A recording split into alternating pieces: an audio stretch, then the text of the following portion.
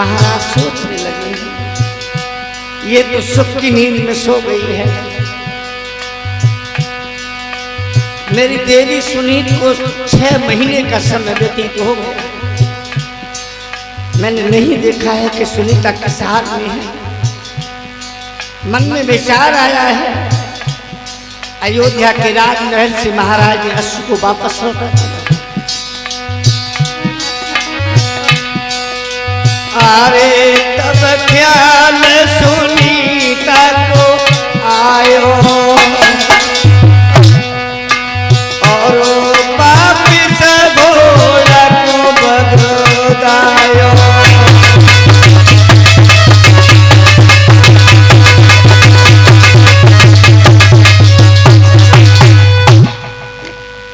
अश्व पे सवार महाराज अयोध्या के राजमहल के दरवाजे पर आते हैं, आवाज लगाते हैं, लेकिन महल के अंदर से कोई आवाज नहीं आई।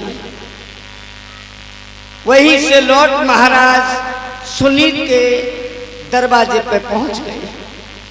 धीमी सी आवाज लगाई है देवी सुनीता, क्योंकि डर था अगर उसे मालूम पड़ गया तो अच्छा नहीं होगा।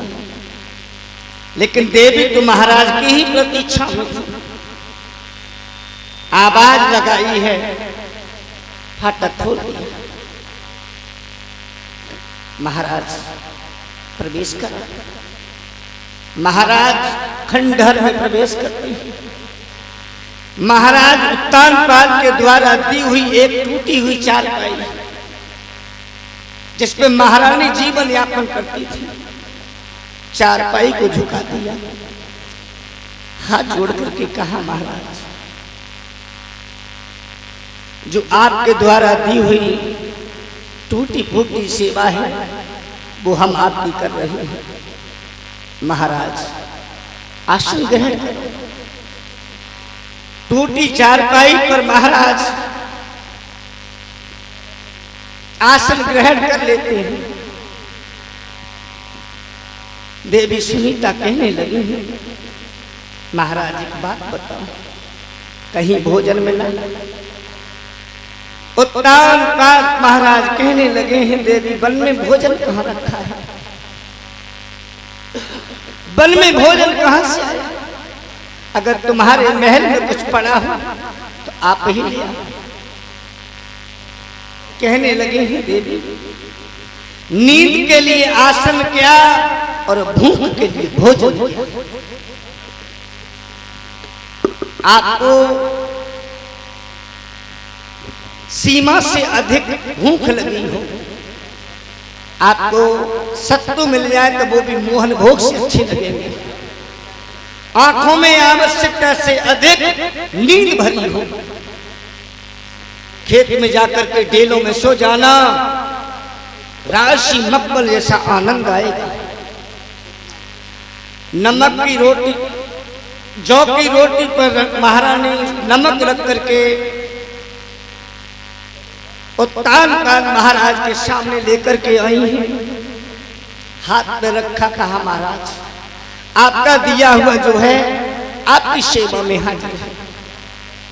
भोजन महारानी सुनीत ने नहीं किया, अपने लिए जो जौ की रोटी बनाई थी वो देवी सुनीत ने महाराज उत्तानपाद को दे दी।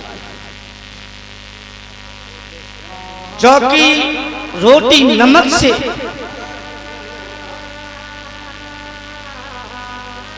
जौ की रोटी नमक से उत्तानपाद महाराज खाने लगे हैं।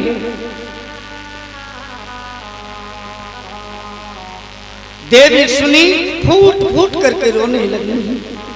उत्तानपाद महाराज कहने लगे हैं देवी अब क्यों रो रही हो? महारानी क्यों रो रही हो? याद करो वो रात्रि जब मैंने तुम्हें तोता की तरह से पढ़ाया था, कहा था देवी मेरा दूसरा विवाह मत करो, लेकिन सुनीता तुमने मेरी एक बात नहीं मानी, अब रो क्यों रही हो? सुनीता कहने लगी है महाराज कारण रोने का और है, दुख इस बात का नहीं कि मेरा जीवन नर्क बन गया, इस बात का हमें दुख नहीं, केवल दुख इस बात का है मेरा जीवन नर्क बन गया और अयोध्या में पुत्र की प्राप्ति नहीं हो पाई, केवल इस बात का दुख है।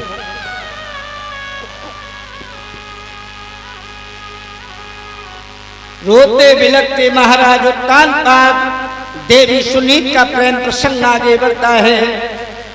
उधर घंटा बजाने वाले ने घंटे में चार की आवाज लगाई। आसन छोड़ करके महाराज खड़े हुए। सुनीता कहने लगी कि महाराज अब दर्शन कब होगा। उत्तानपाद महाराज कहने लगे हैं देवी जिस विधाता की इच्छा से मिलन 6 महीने बाद हुआ है वही विधाता चाहेंगे तो आपसे मुलाकात हमारी पुनः हो जाएगी।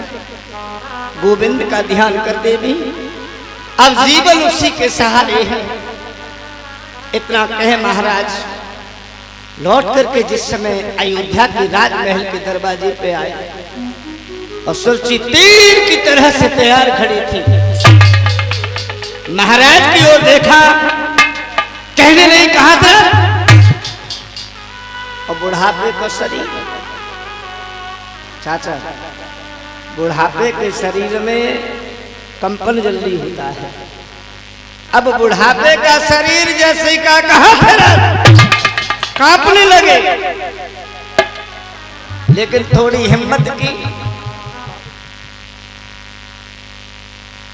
देवी सरज कहती हैं, सुना महाराज हम सब जानते हैं,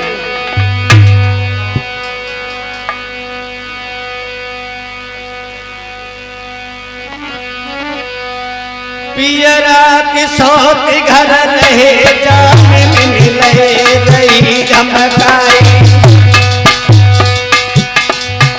बाद में की करियो याद कसम मुझे खाई,